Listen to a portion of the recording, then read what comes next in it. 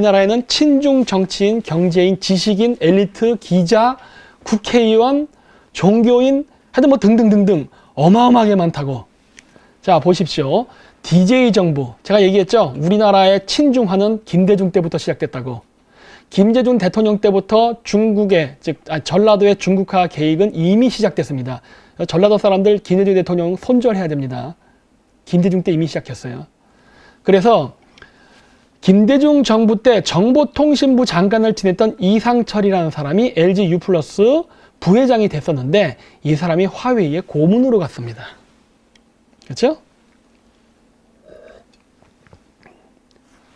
화웨이로 갔단 말이야. 근데 LG랑 화웨이는 동종업계 아닙니까? 경쟁업체예요. 경쟁업체를 가면 어떡해? 근데 이 사람이 그냥 간 걸로 끝난 게 아니죠. 이 사람이 지금 최근에는 한국에 와 있는 걸로 제가 알고 있습니다. 와서 지금 뭐 합니까?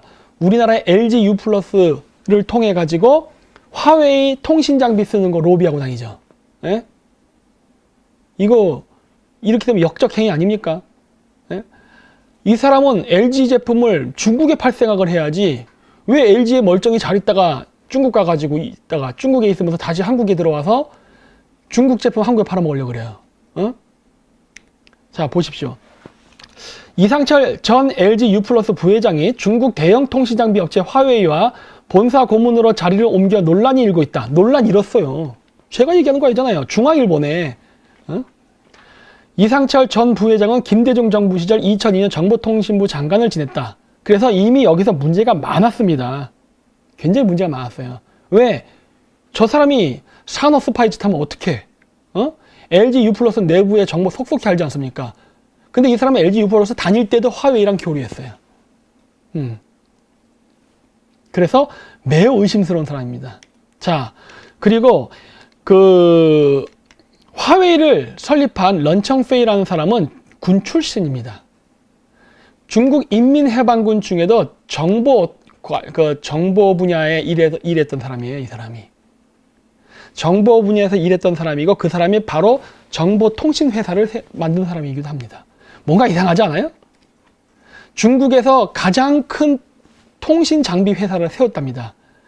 아니 여러분, 군인이 돈이 얼마나 있다고 세계에서 가장 큰 회사를 만듭니까? 여러분, 우리나라 사람들, 군인들, 군인 장교들 뭐 중령, 소령, 중간에 예패해서 제대하잖아요?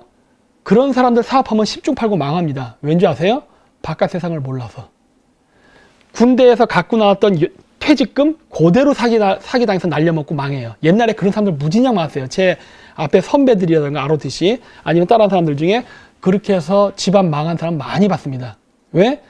바깥 세상을 몰라서. 근데 이 사람은 어떻게 군대 생활을 했던 사람이 그렇게 사업수완이 좋아가지고 설립한 지 몇 년이 됐다고 벌써 중국에서 가장 큰 통신회사를 만들고 다국적 기업을 만듭니까? 이 사람에게 그 정도의 어떤 기업가적 어떤 지식이라던가 능력이 있는 겁니까? 그거 안 되는데 보통. 이거는 중국 공산당이 지원해 준 거예요. 뭐 다 그렇게 얘기합니다. 예, 다 그렇게 얘기해요. 그래서 보시면은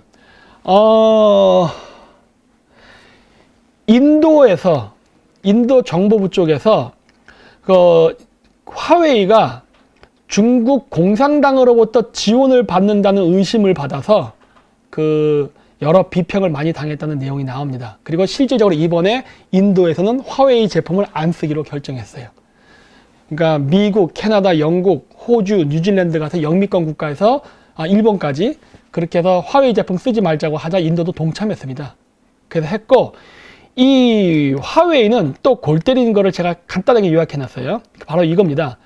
화웨이는 공산당과 연계되어 있다는 소리 많이 납니다. 이거는 마찬가지로 뇌피셜이 아닙니다. 미국 하원에서 나온 이야기예요. 미국 하원은 ZTE, 그러니까 중흥전자입니다. 그 다음에 화웨이가 중국군 사이버 부대를 지원하고 있다고 발표했습니다. 뿐만 아니라 얘네들은 해커 조직도 지원해줍니다. 화웨이가 그것도 중국 인민해방군 소속으로 돼 있는 해커 조직을 지원한대요. 제가 이거 오늘은 제가 못 말하지만 결론 부분에서 나오는 내용이지만 미리 조금 스포를 하면요. 이러한 조직이에요. 근데 우리나라 정부가 이번 문재인 정권이 무슨 짓을 했는지 아십니까? 우리나라의 농협, 그 다음에 수산청, 해양수산부, 그 다음에 지하철, 그 다음에 또 뭐야? LG U 플러스, 관공기관, 재난통제관리사무소, 통제소, 그 다음 각각 관공기관, 소방서, 경찰서에다 화웨이 통신장비 집어넣습니다. 우리나라 정부의 내부를 속속히 들여다볼 수 있게. 화웨이가 직접 중국 인민해방군의 해킹 부대를 지원하고 있는데 우리나라 관공기관 거기다 왜 집어넣습니까? 그리고 재난관리하는데, 여러분 재난관리하는 거는 청와대랑 연결돼 있죠?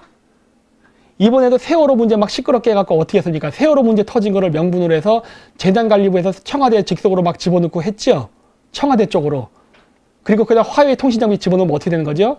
청와대 해킹 당할 수 있죠? 그쵸? 이거 했어요, 걔네들이. 이건 오늘은 시간이 안 돼서 안 나올 것 같은데 제가 미리 얘기 드리는 거예요. 그런데 그런 화웨이가 바로 중국의 사이버 해킹 부대를 지원한답니다. 그리고 중국 GCHQ, 화웨이가 영국의 국가안보에 위협을 가하지 않는다는 발표를 했다. 이거는 매수장에서 한 얘기예요. 해서 했고, 미국에서 중국산 핸드폰 수백만 대에서 백도어가 발견됐다. 지금 뭐냐? 화웨이산 핸드폰에서 해킹 프로그램이 발견됐다는 겁니다. 그래서 그 사람의 개인정보를 다 해킹할 수 있게끔 백도어 만들어놨다는 거예요. 이거는 밝혀졌어요. 사실로. 사실로 밝혀졌어요. 음모로 아니에요. 사실로 법원에서 밝혀졌습니다. 밝혀져서 중국 여기 보시죠. 그래서 화웨이 변호인 측이 뭐라고 변호를 했냐. 처음엔 아니라고 숨기다가 나중에 들통나니까 뭐라고 얘기했냐. 그거는 맞긴 맞는데 그 백도어로 그 해킹된 정보는 중국 그 인민해방군이나 중국 정부로 가는 게 아니라 우리 화웨이 중앙 서버로 간다. 이렇게 얘기한 거예요. 웃기죠? 아니 그럼 개인 기업이 개인 정보를 해킹해도 되는 겁니까? 예? 이것도 불법인데? 그리고 아까도 얘기하지만 화웨이는요, 중국 정보국의, 국가정보국의 지도를 받습니다. 중국 국가정보국으로부터 지도를 받아요. 거짓말이죠. 그리고 아프리카 연합 건물 내 해킹 사건.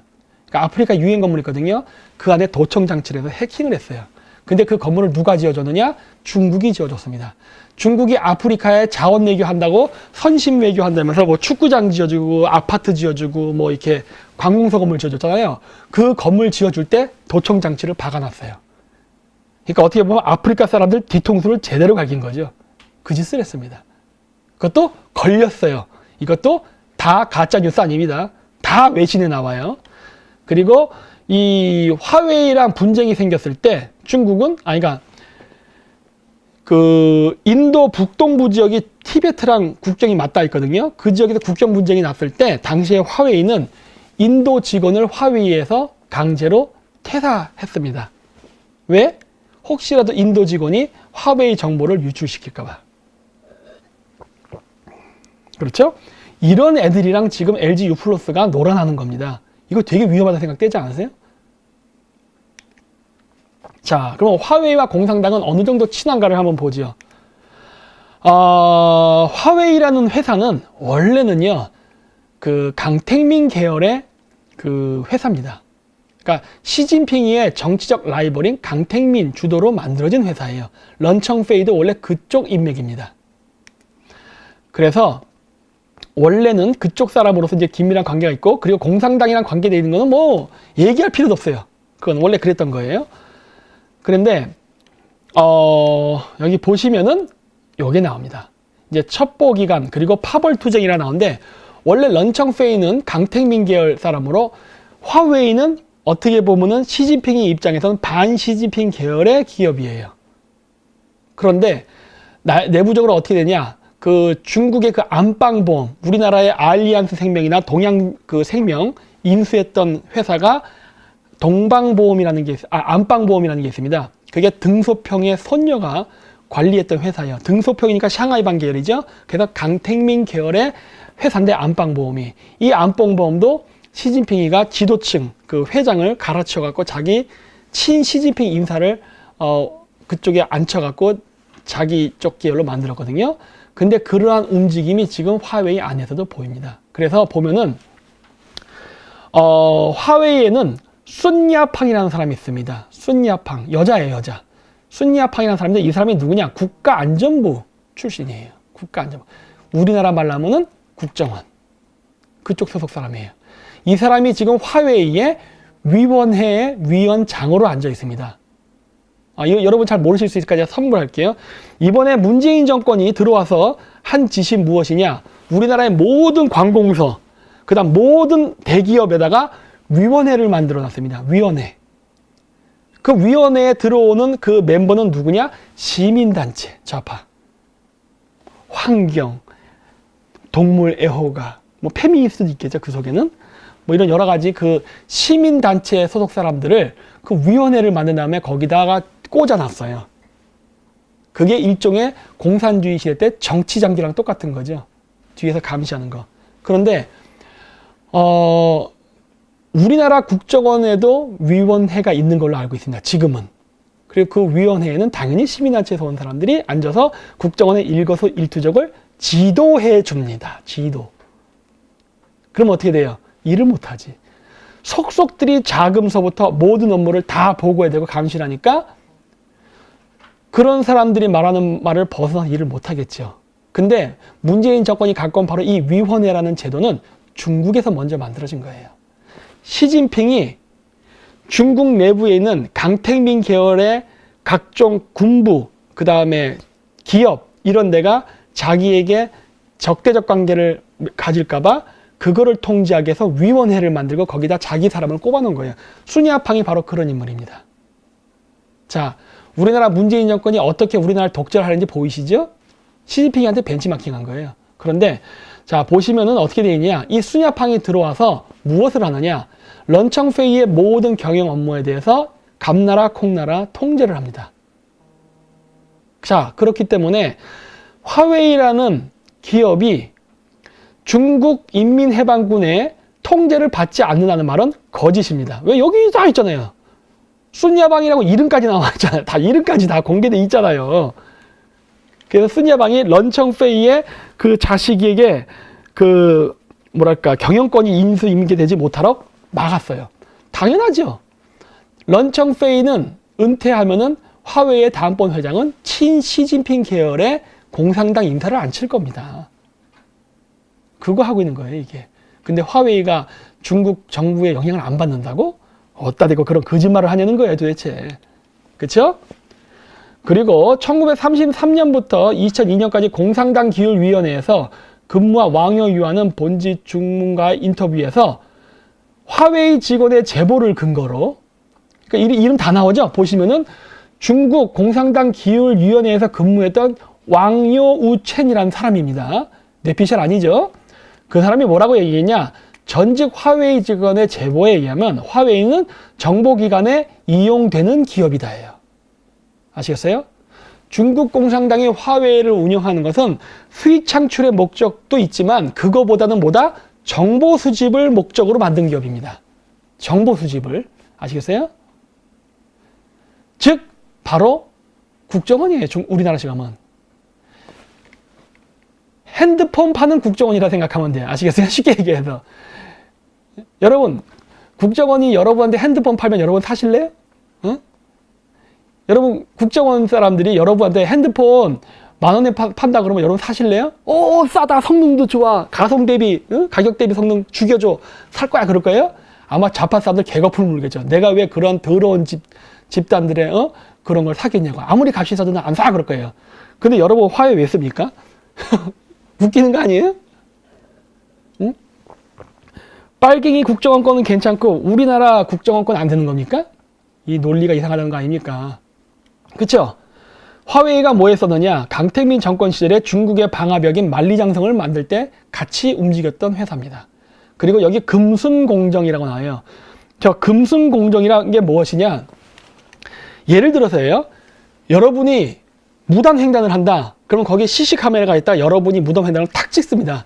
찍고서 여러분 유튜브에 가면 그것도 나와요. 전광판에 여러분의 이름, 성명, 전화번호, 주소가 확 떠버립니다. 저 새끼 여기서 무단횡단했어라고. 물론 벌금 통지서도 날아갑니다. 그래서 여러분의 일거수일투족을 여러분의 안면 인식을 통해 가지고 누군지 정보를 파악해서 잡는 거예요. 명분은 뭐다? 안전한 도시를 건설하기 위해서. 우리의 소중한 아이들을 유괴범으로부터 보호하기 위해서. 그건 명분이겠지. 실질적으로는 개인 감시 통제 시스템이죠. 여러분이 지금 화웨이 그 핸드폰을 갖고 있다거나 아니면 화웨이 통신 장비가 관련된 그러한 그 어떤 통신사의 핸드폰을 쓰고 있다면 여러분들 요즘 그 삼성폰 볼 때 이거 눈깔 이렇게 하는 거 있죠? 이거 해가지고 그거 안면 인식해가지고 그 화면 열죠? 아무 안 집어넣고 뭐 스마트폰 열 때 여러분 얼굴 다 스캔되는 거예요. 아시겠어요? 여러분들이 삼성폰 쓰면 안 걸린다? 아유 무슨 소리입니까? 통신사 자체가 화웨이 거 써버리면 다 걸리는 거지. 그렇잖아요. 응? 그런 짓을 하고 있습니다. 그런 짓을. 그거를 화웨이가 중국에서 이미 하고 있어요. 여기서만 하는 게 아니에요. 아프리카에서도 합니다. 제가 나중에 또 보여드릴 거예요. 그래서 일단 화웨이라는 회사를 짧게 요약을 하면 어떠냐? 화웨이라는 회사는 런청페이라는 사람, 그리고 그 다음 부인, 그 다음 그 부인의 둘 사이에 태어난 자식들까지 죄다 공산당 간부 출신입니다. 군 출신이에요. 군 출신. 그것도 간부 출신. 그리고 강택민마 계열의 회사였지만 최근에는 런청페이가 힘을 잃어가고 있어요. 왜? 순야팡 때문에. 그 친시진핑 인사인 중국 정보국 출신의 숭야팡이 와가지고 감시하거든요.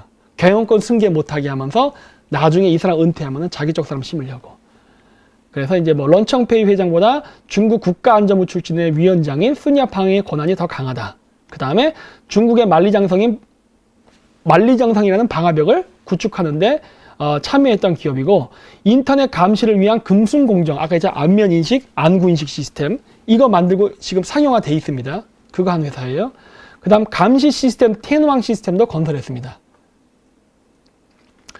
우리나라의 경찰서, 소방서, 공공기관, 그 다음에 우리나라의 인천항, 부산항, 여수항, 그 다음에 해양수산부, 경찰서, 소방서 이런 데다가 화웨이를 깔으면은 어떤 일이 벌어질지가 지금 그려지지 않습니까? 지금? 훤히 보이겠죠. 그렇죠?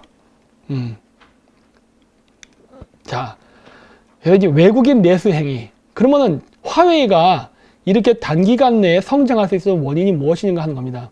중국 사람들의 근면함 어쩌고 다 개소리입니다. 그런 거.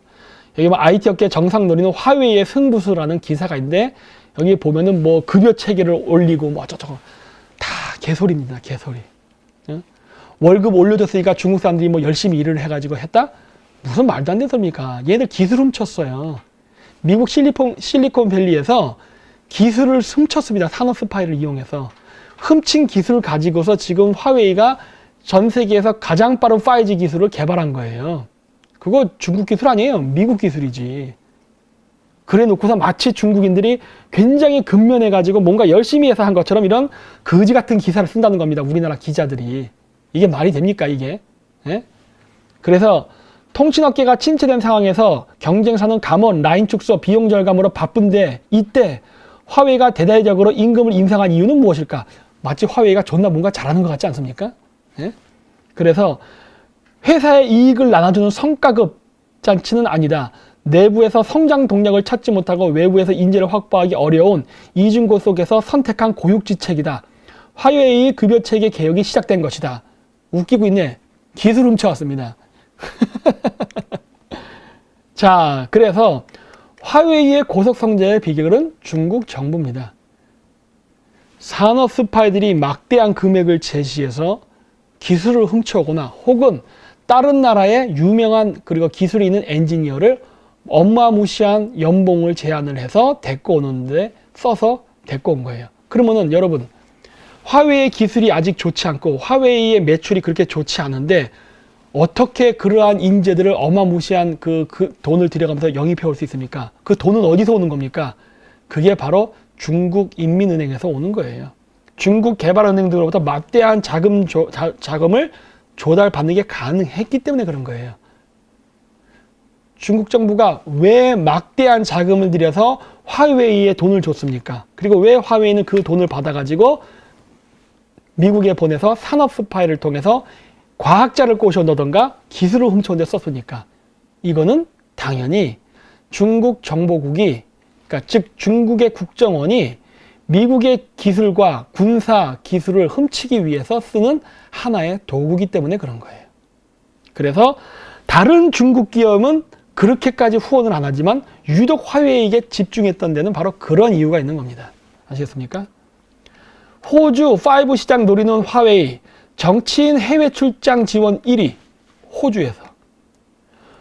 호주의 국회의원들이 중국을 그렇게 뻔질나게 간답니다. 자, 보십시오. 호주 외교 국방 전략 등을 연구하는 싱크탱크인 호주 전략정책연구소가 이날 발표한 연구 보고서에 따르면 지난 2010년부터 최근까지 호주 정치인들이 다녀온 해외 출장 55건 가운데 12건의 경비를 화웨이가 부담한 것으로 나타났다. 이는 해외 출장을 지원한 4기업 가운데 가장 많은 수준이다. 가장 많은 수준이다. 이게 중요해요. 화웨이는 본사가 있는 선전으로의 해외 출장에 비즈니스 클래스 항공권, 좋은 자리 얻었네. 그 다음에 현지 여행, 숙박, 식사 등의 비용을 지원한 것으로 나타났다. 섹스 관광하고 왔네. 딱 견적 보니까. 헬렐레 했겠네, 헬렐레. 이와 같은 해외 출장을 다녀온 호주 정치인 가운데 줄리 비숍 외무장관, 스티븐 치오브 통상장관, 앤드류 롭 전 통상장관이 포함되어 있다. 통상부와 외교부 장관이 포함되어 있네. 의도성이 보이죠. 그쵸? 마사지 당했다고 여러분이 썼는데, 네, 마사지는 당했는데, 이게 태페 마사지입니다. 태페 마사지. 태페 마사지 당한 거예요. 이거 아시죠? 태페 이발소, 이거 빽빽 돌아가는 까만 이발소. 좋은 데 갔다 왔네. 부럽다. 응? 부러워. 자, 이러고 나서 호주에 화웨이 통신 장비가 들어오려고 했던 거예요. 뭔가. 왜 중국 출장 갔다 오면은 그렇게 막 중국 제품 사고 싶어질까? 이유를 모르겠네. 응? 뭔가 이상하잖아요. 자, 그리고 보십시오. 그러면 이런 사례는 우리나라에 없었냐는 거예요. 항상 외국을 보시죠. 왜? 외국에서 일어났던 일은 그대로 우리나라에서 일어납니다. 왜? 중국은 같은 방식을 한다고 했잖아요. 보십시오. 제가 저번 시간에 얘기했던 건데 다시 한번 상기시켜 드릴게요. 대륙철도 연구한다며 이게 바로 남북경협철도입니다. 남한과 북한 연결하는 철도. 그거 중국하고 연결해서 유라시아 횡단철도 만들겠다고 하는 거예요. 시진핑이 1대1로 꼬북 노릇하는 거. 그거 하는 거 대륙철도 연구한다고 코레일 노조들이 외유성 출장을 갔다고 논란이 일어났습니다. 똑같네. 그쵸? 똑같아요. 근데 여기 김영훈 전 민주노총 위원장은 중국 철도 모르고 남북 철도 말하는 건 우물안의 개구리라며 귀감이 되는 출장 보고서 내겠다고 해명했습니다. 한번 그 보고서 보고 싶네요. 얼마나 귀감이 되는지. 그리고 한번 저랑 맞짱 토론 해보지. 내가 개박살 낼 수 있는데. 응? 내가 이 중국의 뇌물이라든가 이런 거에 대해서 내가 꽤 전문가거든요. 응? 중국 가서 뭐 하고 왔어? 응? 되게 의심스럽네. 응? 그리고 자 보십시오. 호주가 굉장히 중요한 지역입니다. 미국이 민감하게 반응 안 된 이유가 있습니다. 여러분 혹시 에셜론이라고 혹시 아세요? 음모론에도 많이 나오는데 에셜론, 레이더입니다. 에셜론은 뭐냐?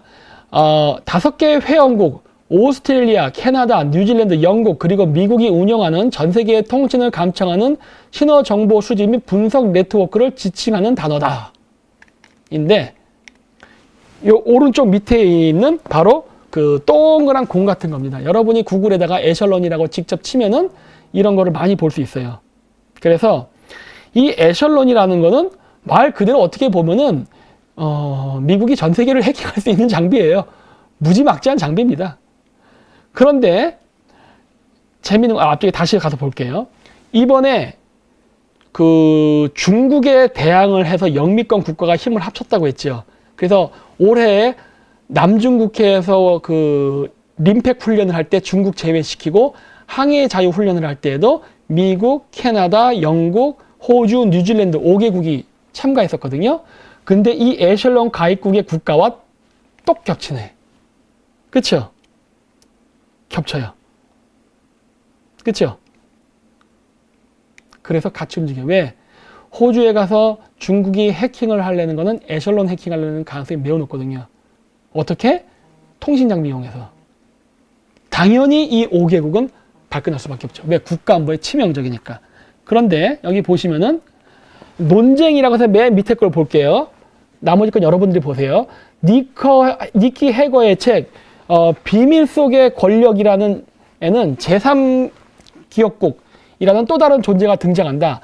5개 동맹국 외에 협력국이 있다는 것인데 거기에 언급된 나라들은 독일, 일본, 노르웨이, 터키 그리고 한국이다. 라고 돼 있어요. 그렇죠? 자, 근데 보십시오. 이거 국가 중요합니다. 협력국. 협력국에는 한국, 터키, 노르웨이, 그 다음에 독일, 일본이 들어가 있어요. 요 지역이 바로 정확하게 지금 중국의 그 화웨이라던가 그 다음에 그 중국의 대기업이 집중적으로 들어가는 지역입니다. 한국은 제가 말 안 해도 다 아시죠? 지금 독일, BMW, 벤츠 이런 회사들 주식을 지금 중국이 왕창 구입하고 있죠? 그러면서 독일하고 긴밀한 교류하죠? 일본 마찬가지죠? 그 다음에 스웨덴, 그 다음 이렇게 노르웨이 두 쪽 다 가고 있고, 그 다음에 어디야? 터키 이런 데도 지금 쭉 왔다 갔다 하면서 진출한 지역이거든요. 이거 다 뭡니까? 정보 해킹하려고 간다는 게 보이죠. 우리나라를 중국화하려고 하는 데 있어서 많은 것들이 다 이런 것들과 관계가 있습니다. 지금 우리는 전쟁하고 있는 거예요, 여러분. 우리 전쟁하고 있는 겁니다. 아시겠어요? 지금 정보전을 하고 있는 겁니다. 이 정보전에서 밀리면은 우리가 전쟁 이길 확률은 떨어지는 거예요. 그리고 분위기 험악해지면 어떻게 된다? 물리적 전쟁까지는 할 수 있다. 자, 그러면은